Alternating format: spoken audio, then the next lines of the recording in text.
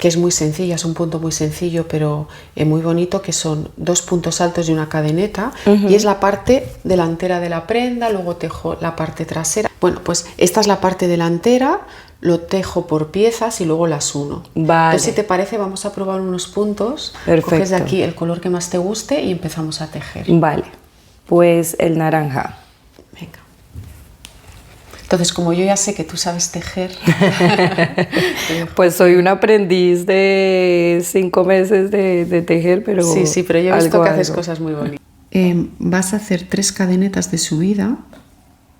O sea, la normal, ¿no? O termino este. Primero. Sí, ahí mismo. Vamos a hacer 3 cadenetas de subida para empezar a hacer este punto. ¿Eso es de subida? Sí, de subida es que hagas 3 cadenetas para darle altura al punto. Vale, ya. Y entonces, esta trama consiste en hacer 2 puntos altos juntos. Seguidos más bien. 2 puntos altos y entonces el espacio lo hacemos trabajando una cadeneta al aire. Y una cadeneta. Entonces se crea los 2 puntos altos y una cadeneta al aire que da este espacio. Y saltamos esta cadeneta para que cree el espacio y en los 2 puntos altos de la fila anterior trabajamos 2 puntos altos. Entonces... O sea, la trama consiste en esto. 2 puntos altos. ¿Es para hacer un huequito? Sí, el huequito te lo hace la cadeneta.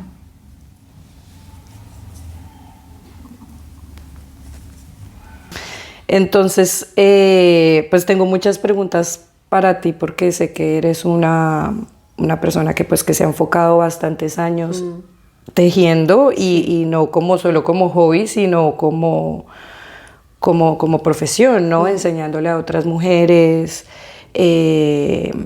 creando tus propios patronos, o sea, tus propios diseños de prendas con diferentes colores y diferentes puntos. Entonces, te quería preguntar, así como digamos que yo en ese momento de transición profesional o como de ahora qué hobby aprendo, ¿no? O algo así, ¿qué estabas buscando cuando empezaste a tejer? ¿Por qué elegiste tejer y qué encontraste en esa búsqueda? Pues mira, lo que estaba yo buscando en realidad no era muy consciente de lo que estaba buscando, pero yo creo que buscaba conectar conmigo de alguna manera y sobre todo para mí fue como la creatividad lo que buscaba, ¿no? A mí siempre me ha gustado trabajar con las manos, hubo una época de pequeña que pintaba, lo manual siempre me ha gustado, entonces yo creo que buscaba conectar conmigo a través de la creatividad, pero muy inconscientemente porque yo no pensaba que me iba a gustar, ¿no? Y para mí fue todo un descubrimiento porque encontré ese momento que estaba conmigo misma yo sola creando algo donde estaba como plena, me sentía muy a gusto, me sentía muy relajada y para mí fue eso, ¿no? Fue encontrarme conmigo misma a través de la creatividad. Claro. ¿Te ha gustado entonces siempre el diseño de modas o las prendas y los accesorios y por eso dijiste, pues quizás yo lo puedo crear a través del tejido? ¿O es algo más ancestral, sabes, como que tus abuelas tejieran? Bueno, la historia no es tan así a lo mejor como idílica, ¿no? De que me enseñó mi abuela o mi madre, pero es muy bonito también porque yo también he estudiado diseño de moda. O sea, tiene que ver también mucho con que me gusta diseñar. Claro, pero el encontrarme con el tejido fue muy diferente porque mi abuela sí que tejía. Cuando yo era pequeña recuerdo verla sentada en una mesita al lado de la ventana tejiendo con 2 agujas. Y eso para mí también se quedó grabado. Pero en aquella época a mí no me interesaba. Claro. Es lo típico de que ahora te arrepientes de no tener ahí a tu abuelita que te enseñe, pero como que pasaron los años y eso no me llamaba la atención. De pequeñito nos intentó enseñar, pero no hubo manera, no conectaba. Y ya con los años, un día mi mejor amiga me dijo, mira, he encontrado esto, que se teje y que creas muchos diseños y yo creo que te va a gustar, me decía. Y decía, no, yo no tengo paciencia para esto. Yo misma me lo decía, ¿no?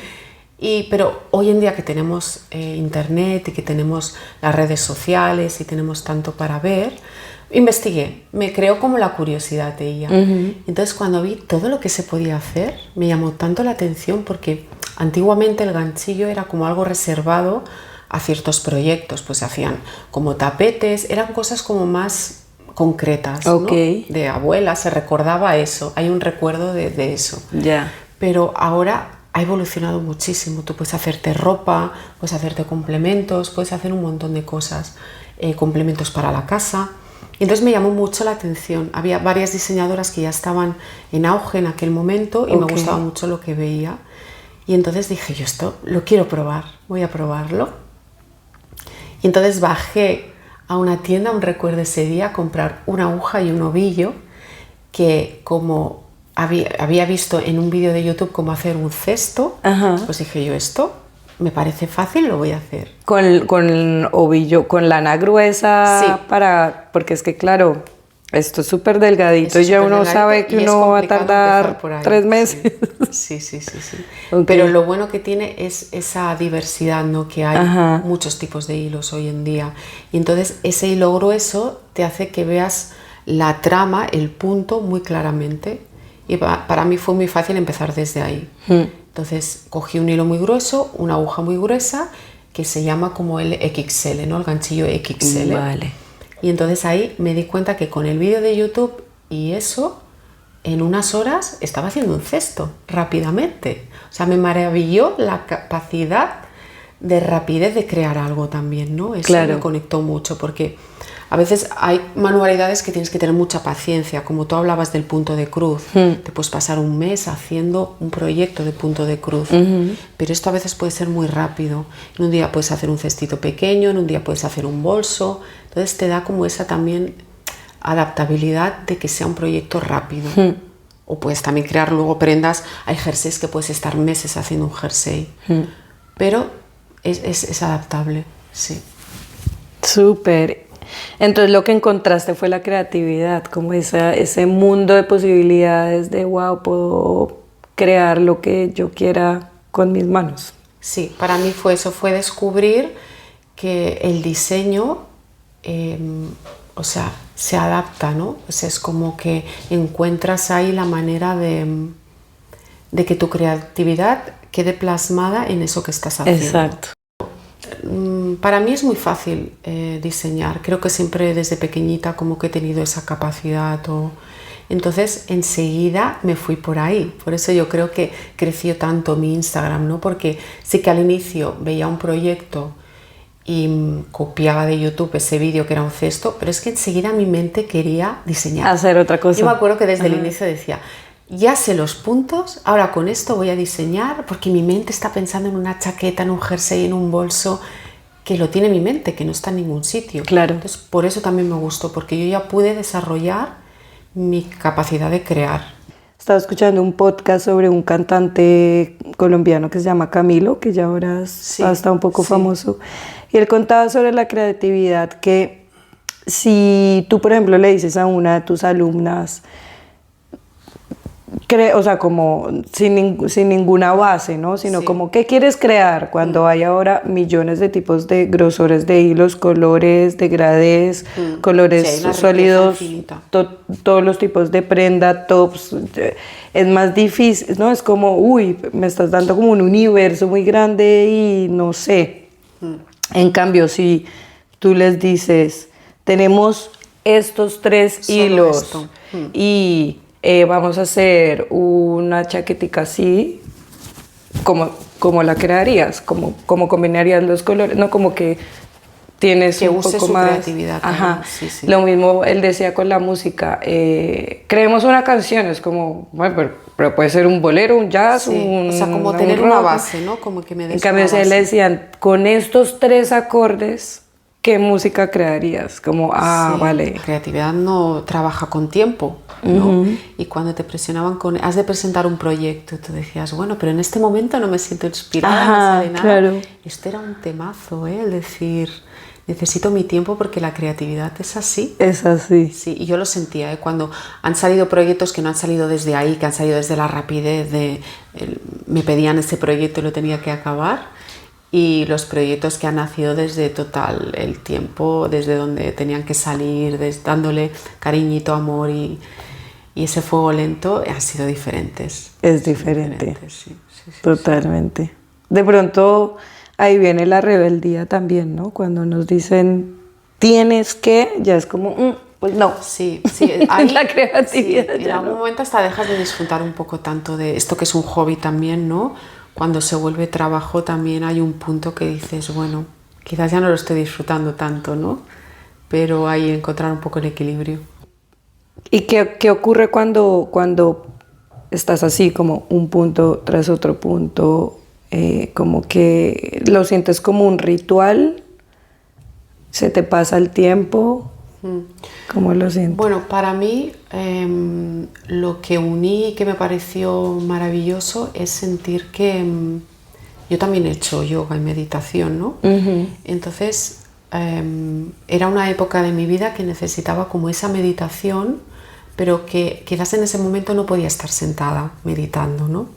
Es que tu mente se dirige hacia lo que estás creando, porque inevitablemente está concentrada en el punto que te toca hacer. Exacto. Pues al final es lo mismo, ¿no? Sí. Es dirigir la mente hacia, en este caso, tus manos y lo que estás creando, y sobre todo en el tejido se da algo muy curioso, que es tú tienes una trama, que son los puntos que estás creando para hacer este dibujo. Entonces, claro, si tienes 3 de una manera, luego 2 de otra, luego otro de otra, y un dibujo que ver y adaptar aquí, tu mente no puede estar en otro sitio. Y a mí me ha pasado que es que la mente se va. Sí. O sea, y si estás ya como, no sé, como que me siento cómoda y después digo, ¿cuántos puntos llevaba? ¿Será que ya tenía que cambiar? Sí. No, ¿y ahora qué hago? Para mí como que es muy bonito hacerlo desde ir trabajando la mente, ¿no? Exacto. Estar ahí metida. Presente. Y si se te va, pues vuelves a mirar el gráfico, lo que te esté ayudando para hacer el patrón. Ajá. Y vuelves ahí. Y si te toca destejer, pues destejes. Pues destejes. Sí. De ahí viene el nombre, claro. Sí. Bueno, más o menos. Bueno, ya que tocamos el tema, entonces cuéntanos de dónde viene el nombre Desteje, tu proyecto. Bueno, el nombre viene un poco también, viene de la mitología griega, Penélope, no sé si conoces un poquito. No. Ella está esperando a Ulises, que es su amado, que se ha ido a la guerra, y tiene que esperarlo a que vuelva. Y entonces ella pasa mucho tiempo y en aquella época no sabían si volvían de la guerra, si habían muerto.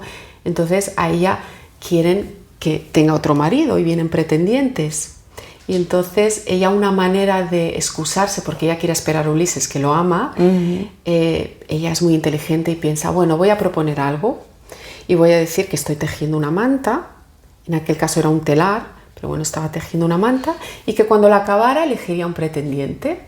Pero Penélope, que es muy inteligente, lo que hace es, cada día se pasa el día tejiendo la manta y por la noche desteje esa manta.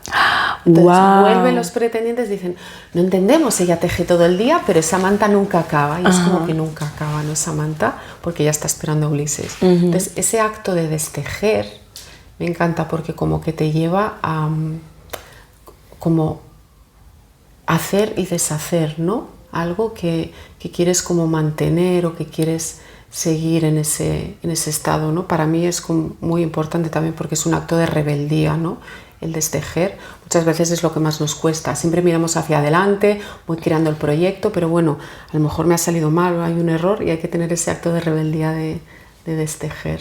El primer proyecto, que fue un cojín, el forro de un cojín, lo destejí, o sea, toda la primera capa la destejí completa. Porque yo seguía, pero yo seguía sufriendo porque ya sabía que no estaba quedando bien, y un día cogí la valentía y dije, no pasa nada, que tardé más jalando el hilo para destejer. Sí, lo que había, sí, era más rápido tejer que destejer en este caso, ¿no? Y queda después el hilo todo crespito. Sí, a veces sí. Pero da mucha satisfacción también como tomar esa decisión de vuelve a empezar, no pasa nada, y te vas a sentir mejor. Sí. Entonces eso tiene que ver mucho con aceptar el error. También, sí. Para mí el error también es como aprender, porque en el error es aceptar que hay un error, ¿no? También. Es como que está bien, que no pasa nada. Y en el error, en el tejido, pasa algo muy curioso, y a mí me pasaba con mis alumnas, que es cómo cada una actúa ante el error, ¿no? Cómo su mente actúa ante el error. Porque cuando hacíamos un proyecto y te equivocas y sigues tejiendo, no te has dado cuenta, me encantaba decir como, mira, aquí te has equivocado, ¿qué quieres hacer? Yo les daba a elegir, ¿no? Okay. Y siempre estaba la que, ay, no se nota nada, esto no lo va a ver nadie, quiero seguir, no voy a destejer, les daba como pánico, ¿no? Y decía, bueno, ahí tú eliges, si tú no lo ves está bien, no lo veo ni yo ni lo ve nadie, ¿no? Y luego estaban las mentes que había un error súper pequeñito, que además era algo como que a veces un punto se ha ido ahí y no se ve, no puedo ver esto, porque es más, veo el proyecto y mis ojos se van ahí todo el tiempo, no puedo, tengo que destejerlo, tiene que salir perfecto. Entonces ahí se ve mucho también, y trabajar eso es interesante. Yo soy muy perfeccionista también en eso, y también trabajé en que alguna vez si hay un error lo puedo dejar y no pasa nada, ¿no? La prenda es igual de válida, es igual de bonita, y ese error forma parte del proceso. Exacto. Eso es bonito, la vida es así. Sí. Cuéntame sobre los talleres que haces grupales. O sea, ¿qué cambia cuando tejes sola y cuando tejes en grupo? ¿Te gusta también enseñar, por lo que me has contado, de también corregirle los errores y decirles, y ahora que tú me estás recordando a mí cómo se hace el primer nudo y tal, pero cómo lo sientes, cómo te sientes como guía? Bueno, primero de todo explicarte que todo nació de manera muy espontánea. Muy orgánico. Yo no me propuse dar talleres, fue algo que me vino, que la vida me trajo y fue increíble. Okay. Porque yo lo primero que hice es abrir un Instagram, porque yo tenía la necesidad de mostrar lo que estaba haciendo. Y después de un tiempo, mi Instagram empezó a crecer de manera natural. Yo no hacía nada en concreto más que colgar lo que yo hacía. Entonces una famosa casa de lanas contactó conmigo y le gustó mucho lo que hacía y me dijo, ¿te parecería dar talleres? Y claro, yo enseguida me maravilló porque me faltaba esa parte del vínculo de la comunidad. Okay. Yo tejía sola en casa, pero me parece mucho más interesante lo otro, compartirlo, el hacer grupo, el hacer comunidad. Y entonces yo dije que sí enseguida. Digo, no sé dónde me estoy lanzando, pero sí quiero, me gusta, ¿no? Y la idea. Y entonces hicimos aquel primer taller para 14 mujeres, okay, que yo había hecho un bolso diseñado por mí, entonces lo enseñaba a esas chicas. Y yo ya entendí que lo que me gustaba de mi proyecto y donde quería enfocarlo era en eso, en la enseñanza del tejido. O sea, para mí la importancia era llevar lo que yo había aprendido a que otras mujeres lo aprendieran conmigo. Qué bonito. ¿Y cómo eran estas 14 mujeres? ¿Qué propósitos tenían ellas como para aprender a tejer? O sea, ¿qué crees que las has dejado a ellas? Bueno, en los talleres era como algo más rápido, ¿no? La gente iba allí para pasar una mañana, un día, conociendo a más chicas, tejiendo. Donde empecé a aprender más lo que buscaban era en las clases regulares, porque ahí sí que me daba cuenta de la necesidad que tenían de conectar, como yo en su momento, de algo que les ayudara en ese momento vital, ¿no? Era como la necesidad de primero estar en tribu, pero de mucho compartir las emociones. Yo me di cuenta que ellas iban ahí a hablar y a compartir y a decir qué sentían, más que a tejer muchas veces. Porque muchas de ellas no sabían, se enfadaban porque no les salía, pero seguían viniendo a clase, ¿no? Porque era como, me está dando tanto la tribu aquí, me siento tan como abrazada en esto, que era por eso que iban. O sea, era más importante eso que el hecho de aprender a tejer. De sentirse parte de un grupo. Sí, es la parte que me maravilló también de lo que hace el tejido, ¿no? Claro. Cómo une el tejido, ¿no? Creo que también tiene que ver como que es algo manual, que te invita a ir lento, ¿no? A parar, a quitar las pantallas de tu vida y a conectar desde las manos y lo real y el hilo y el tejido. Y encontrar ese espacio sobre todo de poder, porque lo bueno que tiene el tejido es que puedes tejer y charlar. Claro. Luego sucede eso, que te equivocas y hay errores por charlar, pero es como muy así. Entonces te invita a que no estás tan concentrada. Cuando tú ya sabes tejer mucho, además te pasa, nosotros entre amigas lo hacemos, estás hablando constantemente mientras tejes. Entonces esa parte es muy... Y la palabra también tejer que si nos vamos también a la parte como a lo ancestral, es como, no sé, como tejer vínculos, tejer emociones, destejer también patrones de nuestra vida o recuerdos que no queremos repetir, o ¿no? Como que es una palabra que puede ser muy, muy, muy invisible, pero que lo estamos como tejiendo muchas cosas todo el tiempo, muchas historias. No sabes todo lo que queda aquí impregnado en la prenda. Para mí Claro. es muy bonito entender. Yo cada vez que cojo un jersey que he tejido, por ejemplo, ¿no? ¿Recuerdas lo que pensabas en ese momento? Recuerdo la etapa que viví ¿Sí? tejiendo ese jersey. Era una etapa triste, Ajá. que necesitaba tejer para como sentirme mejor, o tejer esa tristeza, o era una etapa muy alegre, puede ser, ¿no? Pero recuerdo mucho las emociones que sentía o la necesidad que me llevó en ese momento a tejer, ¿no? Yo creo que queda todo ahí, queda también ese amor, que por eso muchas veces el tejido es muy bonito, porque tú estás tejiendo algo para alguien, eso tiene un valor incalculable, ¿no? Lo que le vas a regalar a esa persona que no lo ha comprado, que se lo has tejido tú a mano, ¿no? Exacto. Entonces aquí siempre hay una historia tuya cuando tejes. Claro. Sí. Claro. Sí, bueno, hoy me he puesto esta prenda que es una chaquetita que tejí para un retiro. Entonces le tengo mucho cariño porque, mira, y hablando de... Me costó mucho diseñar esta chaqueta. ¿Sí? Porque claro, también hay que tener en cuenta que tú tienes un hilo. En este caso, yo trabajé desde el hilo. Tenía el hilo porque tenía que ser esta marca, porque lo promocionaba el retiro. Okay. Y de ese hilo tenía que sacar un proyecto, que a veces trabajo al revés. Me imagino un proyecto y busco el hilo que se adapta, que es más fácil. Pero en este caso tenía este hilo y no me salía nada, no sabía qué hacer, ¿no?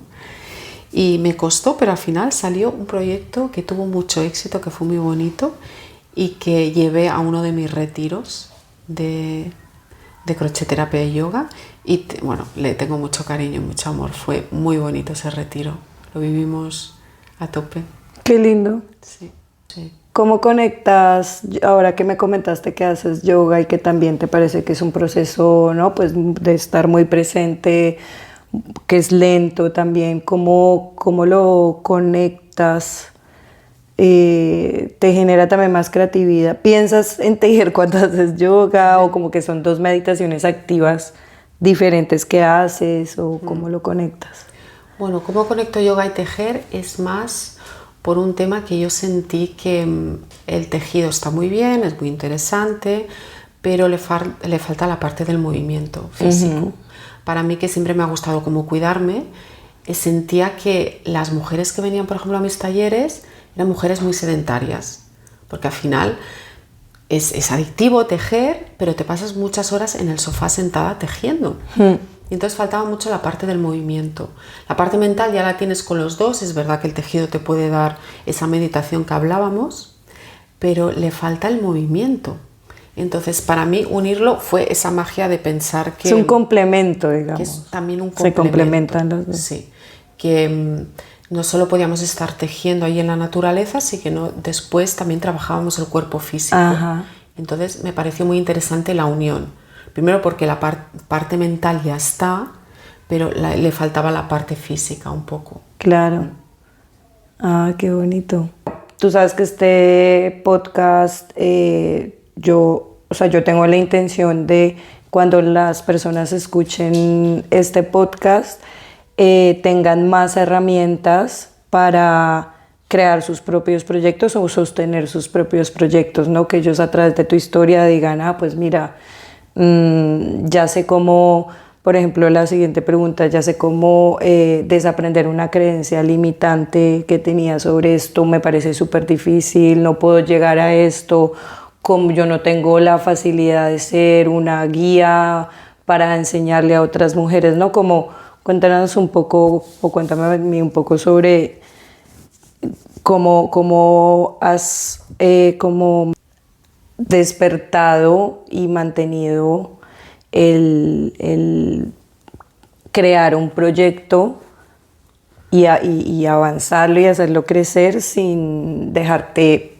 llevar por los pensamientos, tus creencias limitantes que tenías en el momento. Sí. Digamos. Pues mira, es súper interesante lo que dices de las creencias limitantes, porque durante todo este proceso me di cuenta de todas las que tenía y que he ido rompiendo, ¿no? Para mí la primera fue decirme que esto no era para mí, que yo no tenía paciencia para tejer, porque esa fue la primera, me rompió, ¿no? Totalmente, cuando luego conecté enseguida y vi que sí que era capaz.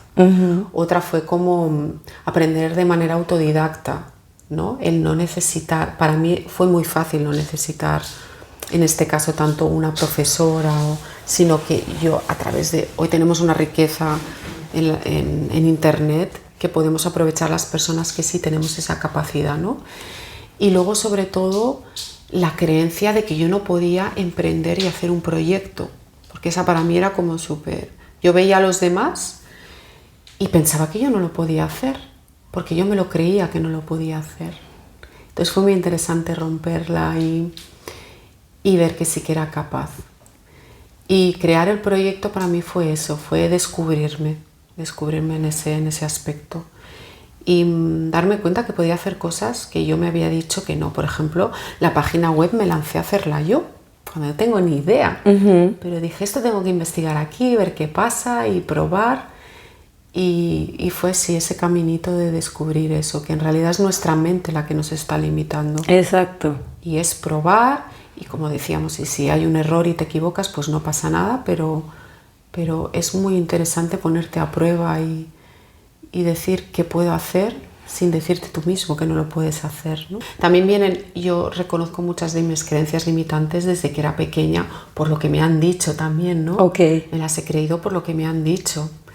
Pero ya llega un punto que dices, tienes que ser consciente de eso, de que es simplemente una creencia, y observarlo y decir, bueno, está ahí el pensamiento, pero pongo acción. Sí. Y cuando empezaste a aprender, que ya identificaste qué mujeres eran como las influenciadoras en esa época, digamos, o las que más, o sea, las que tú seguiste como referente, ahora que estás como ellas, o sea, ¿has sentido competencia? Quiero decir, que también eso le hace sentir a uno como nunca voy a llegar allá, o ¿sabes? O como que la seguiste como referente, pero pues ya seguiste tu camino para encontrar tu propia autenticidad y como que cada uno tiene su propio camino, ¿no? Su propia... La competencia es con uno mismo, mejor dicho, ¿no? Ahí le has dado muy bien. La competencia es con uno mismo, yo creo. Sí que sirven mucho las referencias y está muy bien, pero yo creo que uno se ha de enfocar mucho en uno mismo, ¿no? En decir, he de encontrar mi propio caminito y seguir ahí y diferenciarte de alguna manera, ¿no? Porque si no, además, como que tiendes mucho a copiar lo que el otro hace porque idealizas lo que el otro está haciendo. Si tú quieres llegar donde el otro quiere llegar, o donde lo que estás viendo, no vas a llegar donde tú tienes que llegar. Entonces yo intenté enfocarme mucho en lo que yo sentía, donde yo quería llegar, y en que fuera diferente, que fuera mi propio camino. Sí que me inspiré mucho en otras diseñadoras, pero quería luego también como hacer esa separación, ¿no? De qué me hace a mí única, ¿no? Qué me hace a mí diferente. Por eso también lo del yoga lo uní mucho, porque creo que era una parte de mí muy importante, claro, ¿no? Que podía diferenciarlo, claro, que era enfocarlo desde ahí y enfocarlo desde lo terapéutico. Por ejemplo, para mí es muy importante más ese enfoque terapéutico del tejido, de qué nos está uniendo con el tejido, que no, sí, solo el diseño para mí no es lo importante, ¿no? Que yo esté tejiendo esta chaqueta y tú tejas esta chaqueta es bonito, pero para mí es todo lo que surge ahí, ¿no? Lo que decíamos de la comunidad, todo lo que trabajamos en las emociones, todo lo que nos ayuda en nuestra vida. O sea, para mí la parte importante de mi proyecto es esa. Es esa. Sí. Claro. Sí. El sostén que hay en la comunidad. Es increíble ver cómo alumnas mías han creado vínculos tan fuertes que hoy en día son y seguimos siendo amigas, ¿no? Creamos un grupo de amigas. Qué lindo. Y eso fue por sí. un día que bueno, a mí se me ocurrió la locura de hacer un retiro de mujeres y ellas fueron también en una locura de no conocer a nadie, ir ahí y se hicieron amigas y crearon ese vínculo a partir de ahí. Y romper el estereotipo que no solo las abuelas tejen.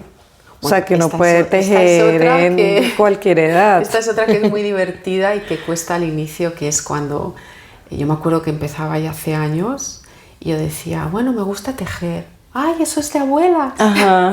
Y era como, al final hasta te sentaba un poco mal porque decías, bueno, pero ¿qué malo tiene, no? Es como, ¿por qué tiene que ser algo de abuelas? Y si lo es de abuelas, bueno, ¿qué malo tiene, no? Es como algo así que te decían.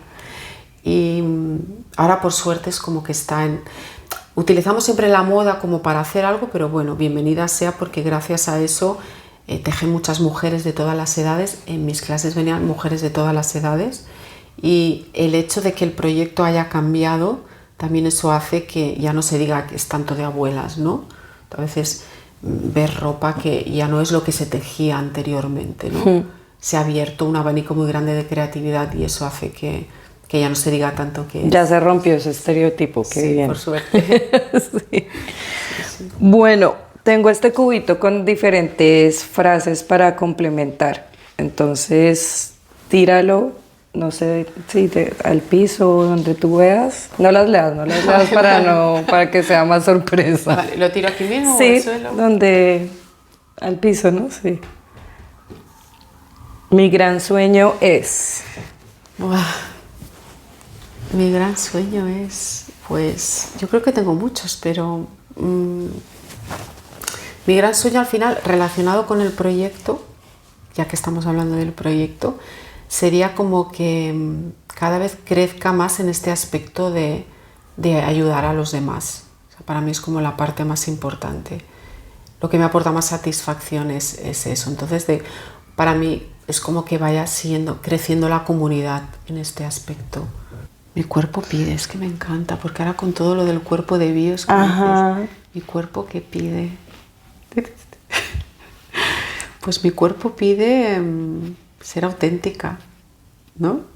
Es como súper importante. Estar alineada con lo que siento y con lo que quiero aportar y con lo que soy, e ir encontrando ese caminito de seguir conociéndome. Cuéntame, Juana, ¿qué es la bioenergética? La bioenergética tejido. Ay, los extraño tanto. Ay. Para mí la bioenergética, es que me ha cambiado la vida, la verdad. Estoy en un punto donde estoy valorándome muchísimo más, o sea, estoy como queriéndome mucho y no solo como verme guapa en el espejo, ¿no? Sino como interiormente, como lo que tú me contabas sobre trabajar en un lugar donde no te están valorando, pues lo mismo, pero con todas las personas con las que me vinculo desde que salgo de mi casa hasta que vuelvo en la noche. Es como, si esta persona no me valora, pues la ignoro y sigo a la siguiente. Y yo también ser consciente de yo cómo estoy vinculándome con las personas o compartiendo con las personas. Es brutal, ¿no? es como tomar mucha conciencia de todo ya, ¿no? Exacto. El lugar donde quieres estar, en el que no quieres estar, exacto. Quién eres, qué quieres hacer. No, cuando haces consciente y presente el cuerpo ya no engaña y ya te está dando señales todo el rato, todo el tiempo de qué necesitas en cada momento y por dónde hay que ir. Es como una guía, ¿no? Para mí, y es como lo energético. Hay días que mi mente está a 1000, quiero hacer 1000 cosas y mi cuerpo me está diciendo, es que lo único que puedo hacer hoy es estar tumbada en el sofá, ¿no? Que por eso el tejido es interesante. Es una manera de, estoy descansando, pero mis manos por lo menos siguen ahí, ¿no? Y eso también por lo menos es lo que te da el tejido que está bien, ¿no? Lindo. Para mí, como por ejemplo la tele no me gusta, leer sí, pero por ejemplo esta es una parte que es una creatividad tuya, el libro estás leyendo algo de alguien, ¿no? Y entonces es por lo menos estar descansando, pero sigues como un parte activa. Está muy bien también. Y de saber que es algo que estás como construyendo día a día hasta que lo termines. No sé si quieres decirle algo a esta comunidad de emprendedores y de personas que están creando proyectos, algún consejo que quieras dejarles, o ya crees que está todo dicho? Mira la cabeza, se va a hacer lo más difícil, mirar a la cabeza.